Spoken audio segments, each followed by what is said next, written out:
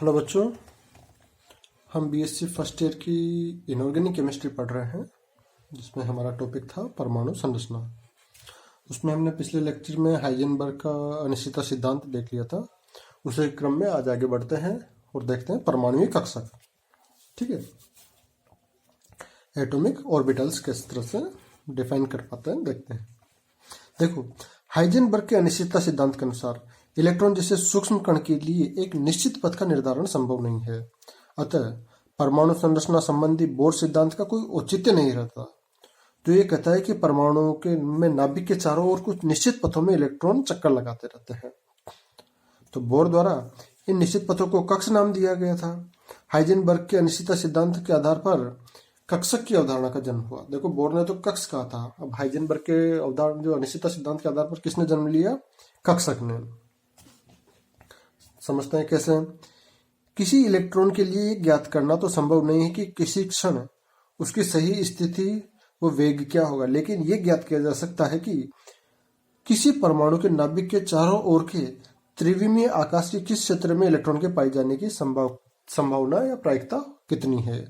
ठीक है, अतः नाभिक के चारों ओर के उस त्रिविमीय आकाश को ही कक्षक कहा जाता है, जिसमें किसी निश्चित ऊर्जा वाले इलेक्ट्रॉन के पाए जाने की संभावना अधिकतम हो। ठीक है, तो कक्षक किसे कहेंगे? जहां पे इलेक्ट्रॉन पाए जाने की संभावना अधिकतम हो,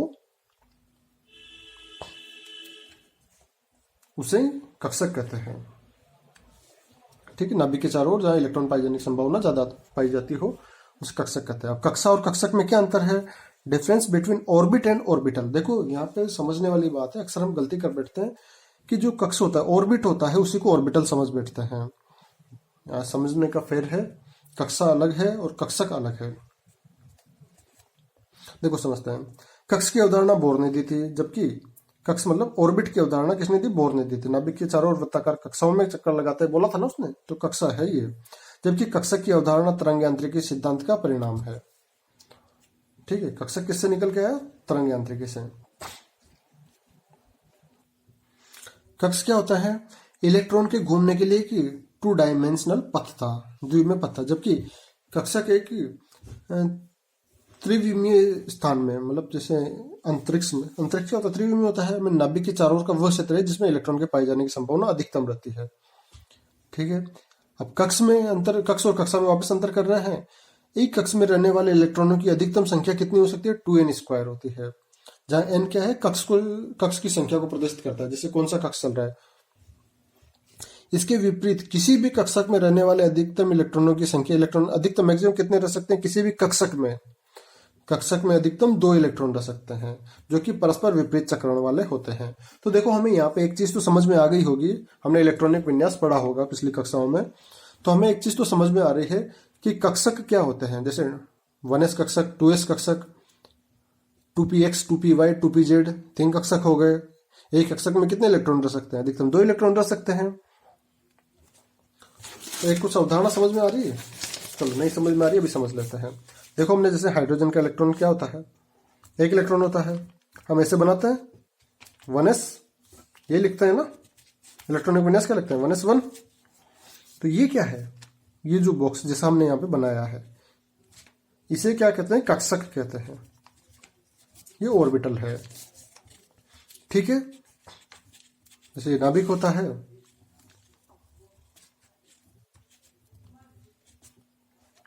और ये फर्स्ट क्या है? यहाँ पर कक्ष है। अब समझ में आ गया कि देखो, ये तो क्या है? जहां पर चक्कर लगा रहे हैं, इलेक्ट्रॉन के पाए जाने की संभावना अधिकतम कहां होती है? इसमें। जैसे कक्षक है, यहां पर होती है इलेक्ट्रॉन के पाए जाने की अधिकतम संभावना। चलो आगे देखते हैं। हाइड्रोजन परमाणु के नाभिक के अतिरिक्त केवल एक ही इलेक्ट्रॉन होता है। ठीक है, और नाभिक के चारों ओर, जैसे हाइड्रोजन परमाणु में क्या होता है? नाभिक होता है और इलेक्ट्रॉन होता है, उसमें न्यूट्रॉन तो होता ही नहीं है। और नाभिक के चारों ओर के घेरे में इसके पाए जाने की संभावना होती है। अतः यह क्षेत्र हाइड्रोजन परमाणु का परमाणु कक्षक है। प्रत्येक इलेक्ट्रॉन के लिए ऊर्जा और कोणीय संवेग के मान निश्चित होते हैं। एक कक्षक से दूसरे कक्षक की ओर जाने पर इलेक्ट्रॉनों की ऊर्जा और कोणीय संवेग के मान में परिवर्तन लगातार नहीं होता, वरन कुछ निश्चित मानों का अंतर होता है। और ये क्या होते हैं? क्वांटीकृत होते हैं, क्वांटाइज्ड होते हैं। तो हमें यहाँ पे कक्षा और कक्षक में अंतर समझ में आ गया। कक्षक किसे कहते हैं ये भी समझ में आ गया। जहाँ इलेक्ट्रॉन के पाए जाने की संभावना अधिकतम हो उसे कक्षक कहते हैं। कक्षा और कक्षक की अवधारणाओं में अंतर क्या रहा कि कक्षा के बारे में जानकारी बोर ने दी थी, जबकि कक्षक की अवधारणा तरंग यांत्रिकी सिद्धांत का परिणाम था। कक्ष इलेक्ट्रॉन के घूमने के लिए एक 2 डायमेंशनल पथ था, जबकि कक्षा क्या है ना त्रिविमीय स्थान है जहाँ इलेक्ट्रॉन के पाए जाने की संभावना अधिकतम होती है। कक्षा में अधिकतम कितने इलेक्ट्रॉन रह सकते हैं 2n², जहाँ n क्या है 1 2 3 4। और कक्षक में अधिकतम कितने इलेक्ट्रॉन रह सकते हैं 2 इलेक्ट्रॉन रह सकते हैं, वो भी विपरीत चक्रण वाले। ठीक है, चलो नेक्स्ट पढ़ते हैं हम क्वांटम संख्याएं। क्वांटम संख्याओं के बाद में हम श्रोडिंगर तरंग समीकरण के आधार पर अर्थात उसका डेरिवेशन देखेंगे, लेकिन पहले हम क्वांटम संख्याओं के बारे में समझ लेते हैं। देखो कक्षा और कक्ष में अंतर समझ लिया, और उसके बाद क्वांटम संख्याओं के आधार पर और ज्यादा हमारा क्लेरिफाई हो पाएगा। देखो क्वांटम संख्याएं क्या होती है। ऊर्जा के उन क्वांटीकृत मानों को क्वांटम संख्याएं कहते हैं जिनके आधार पर किसी इलेक्ट्रॉन विशेष की पहचान होती है। ठीक है, इलेक्ट्रॉनों के लिए कुल मिलाकर 4 क्वांटम संख्याएं होती है, और इन चारों क्वांटम संख्याओं के आधार पर भी किसी भी इलेक्ट्रॉन को चिन्हित या लेबल कर सकते हैं। इन 4 क्वांटम संख्याओं के आधार पर हम किसी इलेक्ट्रॉन की पहचान ठीक उसी प्रकार कर पाते हैं जिस प्रकार पोस्टमैन पत्र में लिखे, जैसे पोस्टमैन आता है कोई भी लेटर लिखा होता है उसमें पिन कोड लिखे होते हैं, उनके आधार पर उसका पता लगाता है। इन चारों क्वांटम संख्याओं को किस प्रकार डिफाइन किया गया। मुख्य क्वांटम संख्या, द्विगंशी क्वांटम संख्या, चुंबकीय क्वांटम संख्या और चक्रण क्वांटम संख्या, 4 प्रकार की होती है। देखो इनको किसी और भी हम एक बेसिक एग्जांपल लेके समझ सकते हैं कि मुख्य क्वांटम संख्या कौन सी होगी, द्विगंशी क्वांटम संख्या किस तरह से पता लगाएं।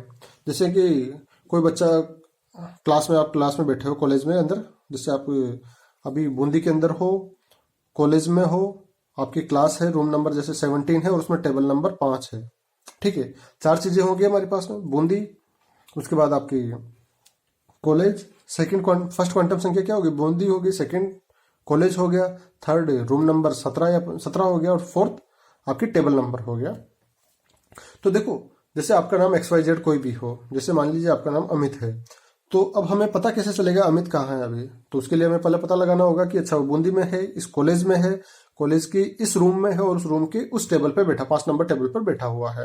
ठीक इसी तरह से हमें जब किसी इलेक्ट्रॉन के बारे में जानकारी लेनी होगी तो हमें 4 क्वांटम संख्याएं चाहिए होगी। एक तो मुख्य क्वांटम संख्या, जैसे कि वो कौन से जिले में है, कहाँ पर है। उसके बाद द्विगंशी क्वांटम संख्या, जैसे कि उसमें कौन सी बिल्डिंग के अंदर है। अब बूंदी में बहुत सारी बिल्डिंग्स है, हॉस्पिटल है, स्कूल है, लाइब्रेरी है, हमें कहाँ पे मिला हो, कॉलेज में। इसी तरह से वो द्विगंशी क्वांटम संख्या क्या होगी। थर्ड होगी उसके कौन से रूम में है। ठीक है, जैसे जैसे हम पास जाते जा रहे हैं हमें उसका पता चलता जा रहा है ना, कि जैसे रूम नंबर 17 में, ऐसे यहाँ पे चुंबकीय क्वांटम संख्या। अब रूम पता चल गया, जैसे आप बहुत सारे बच्चे बैठे हैं रूम में, मान लो 2 बच्चे बैठे हैं, तो उसमें उसके पता चल गया कि ये कौन सा वाला है, उसके टेबल नंबर से पता चल गया टेबल नंबर 5 पे बैठा है। इसी तरह से 4th पोजीशन है हमारे पास चक्रण क्वांटम संख्या। इस तरह से हमारा प्रॉपर एड्रेस है ना, जैसे वहां पर निकला, वैसे ही यहाँ पर भी एक प्रॉपर एड्रेस निकलेगा इन क्वांटम संख्याओं के आधार पर इलेक्ट्रॉन तक पहुंचने का। उसे देखते हैं। मुख्य क्वांटम संख्या, देखो प्रिंसिपल क्वांटम नंबर क्या, इसे n द्वारा प्रदर्शित करते हैं। ठीक है, इसका मान 1 2 3 4 होता है, आदि कोई भी पूर्ण संख्या हो सकती है। ये बोर के मॉडल में मुख्य कोषों को दर्शाती है, जो कोष होता है उनको दर्शाते हैं। मुख्य कोष 1 2 3 4 अर्थात KLMN द्वारा भी प्रदर्शित करते हैं। मुख्य कोष अथवा कक्ष, जिसके बारे में हमने पहले बात की है, में अधिकतम 2n² इलेक्ट्रॉन रह सकते हैं। ये वही है मुख्य कोष, क्या है, कक्ष है, जिसके बारे में हम कक्षा और कक्ष में अंतर कर रहे थे ना। तो ये मुख्य कोष में अधिकतम कितने इलेक्ट्रॉन रह सकते हैं, 2n² इलेक्ट्रॉन रह सकते हैं।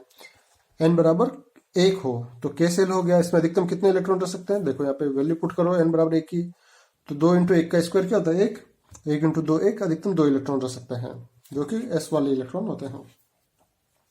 n बराबर 2, L सेल में अधिकतम कितने इलेक्ट्रॉन रह सकते हैं, n बराबर 2 रख के जगह, n की जगह 2 वैल्यू पुट करें तो 2 का स्क्वायर 4, 4 × 2 8, अधिकतम 8 इलेक्ट्रॉन रह सकते हैं, S और P के इलेक्ट्रॉन जो कि होते हैं।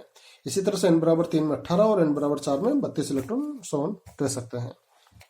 देखो मुख्य क्वांटम संख्या से किसी परमाणु के आकार के बारे में जानकारी मिलती है। ठीक है, साइज के बारे में जानकारी मिलती है कि कितना बड़ा है अथवा कितना छोटा है। ठीक है, n का मान जो बड़ा होगा तो बड़े परमाणु का द्योतक होता है। जैसे उच्च मान होगा n का, n बराबर 5 हो और n बराबर 2 हो, तो साफ पता चल रहा है कि n बराबर 5 का मतलब है कि परमाणु बहुत बड़ा है, और n बराबर 2 का मतलब है कि वो परमाणु छोटा है। ठीक है, तो हमें एक बेसिक जानकारी प्राप्त चल जाती है मुख्य क्वांटम संख्या से।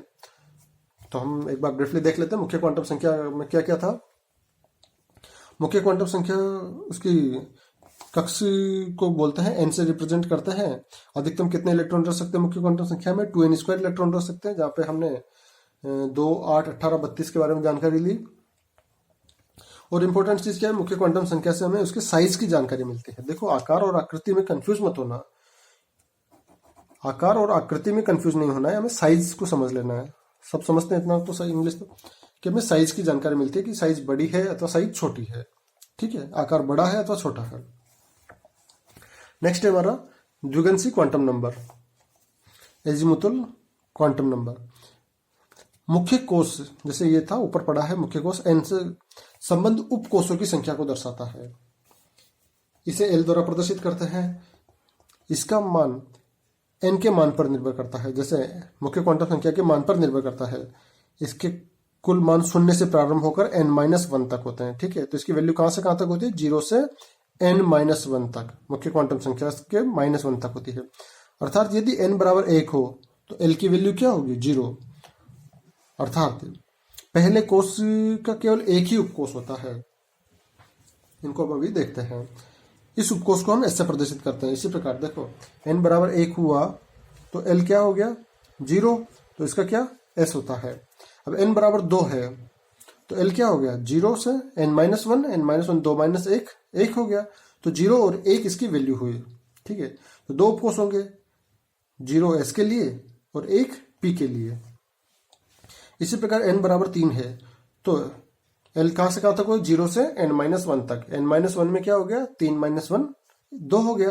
तो 0, 1, 2। तो इसकी वैल्यू क्या क्या हुई? 0 किसके लिए? s के लिए, 1 p के लिए और 2 d के लिए। अगर n बराबर 4 हो तो l क्या होगा? 0 से n-1 तक, मतलब 4 - 1 3 हो गया। तो 0, 1, 2, 3। देखो, 0 से होता है, 0 से n-1 तक, 0 और n-1 नहीं होता। यहां से जितनी भी आती, तो देखो इसके लिए 0 s के लिए, 1 p के लिए, 2 d के लिए और 3 f के लिए होता है। ठीक है, तो हमें द्विगंशी क्वांटम नंबर यहाँ पे मिलते हैं। आगे देखते हैं, जब n बराबर 1 हो तो l बराबर 0, अर्थात इसमें केवल एक ही उपकोष उपस्थित है, s। चूंकि प्रथम कोष में अधिकतम इलेक्ट्रॉनों की संख्या 2 होती है, अतः s में अधिकतम 2 इलेक्ट्रॉन रह सकते हैं। इसी प्रकार दूसरे कोष में 2 उपकोष है। देखो यहाँ पर n बराबर 2 में कितने कोष है? 2 उपकोष है, s और p। तो इसमें विद्यमान अधिकतम इलेक्ट्रॉनों का विभाजन होता है। देखो, अब s में तो 2 इलेक्ट्रॉन रह सकते हैं और p में 6 इलेक्ट्रॉन रहते हैं। इसी प्रकार तीसरे कोष में 18 इलेक्ट्रॉन का विभाजन होता है, 2, 6, 10 में। और चौथे इलेक्ट्रॉन में 32 इलेक्ट्रॉनों का, चौथे कोष में 32 इलेक्ट्रॉनों का विभाजन होता है, 2, 6, 10 और 14 के अंदर में। ठीक है, अब द्विगंशी क्वांटम संख्या से किसी कक्षा की आकृति का ज्ञान होता है। देखो, वहां पर हमें मुख्य क्वांटम संख्या से आकार मिल रहा था और यहाँ पर हमें आकृति मिल रही है, शेप मिल रहा है। मतलब ये डंबल शेप होगा, आप समझ रहे हैं किस तरह से, अथवा डबल डंबल होगा। ठीक है, तो ये आकृति के बारे में जानकारी मिलती है, यहाँ पे शेप के बारे में जानकारी मिलती है। ये दोनों चीजें समझने की बात है।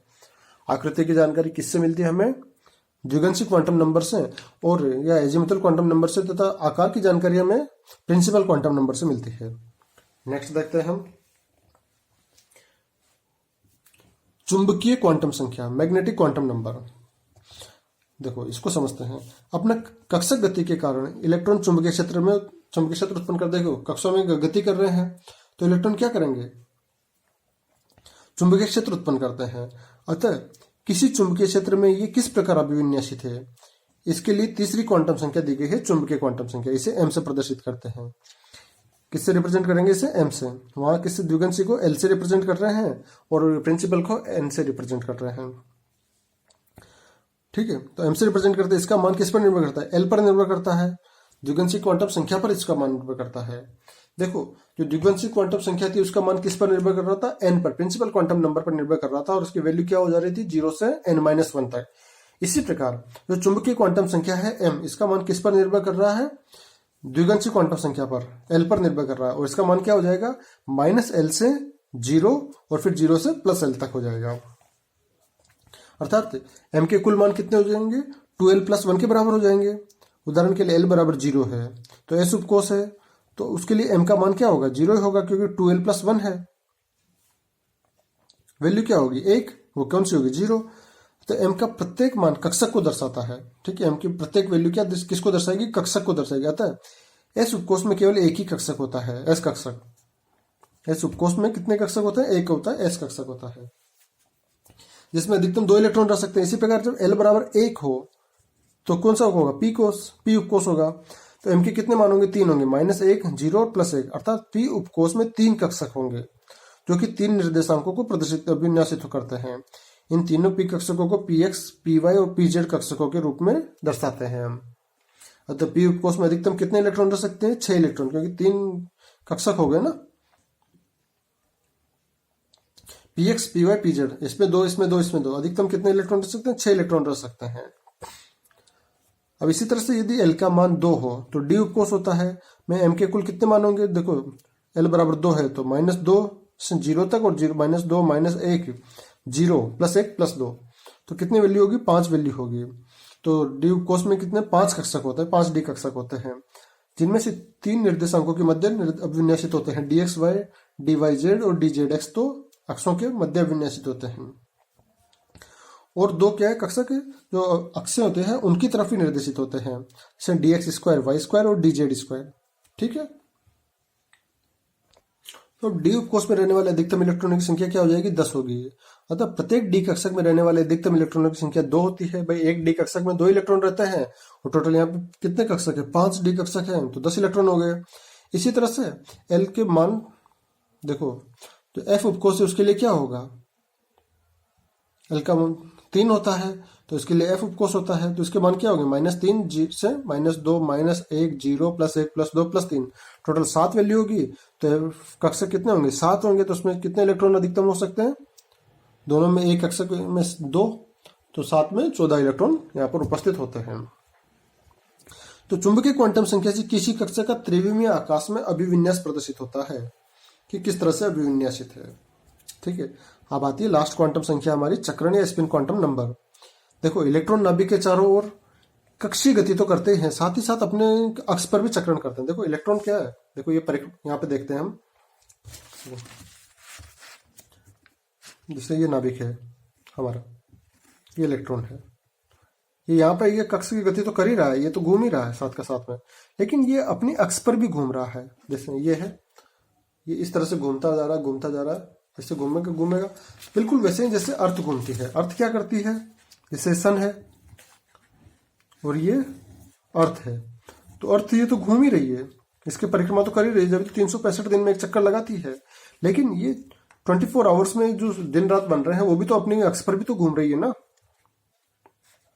इसी तरह से घूमती जा रही है, फिर यहाँ पे घूमती जा रही है, इस तरह से तो घूमती घूमती आगे बढ़ती है। बिल्कुल वैसा ही इलेक्ट्रॉन के साथ में होता है। ठीक है, तो इलेक्ट्रॉन नाभिक के चारों ओर कक्षीय गति तो करते ही साथ ही अपने अक्ष पर भी चक्रण करते हैं। ठीक उसी प्रकार जिस प्रकार पृथ्वी सूर्य के चारों ओर कक्षीय गति के साथ साथ अपनी दूरी पर भी घूमती है।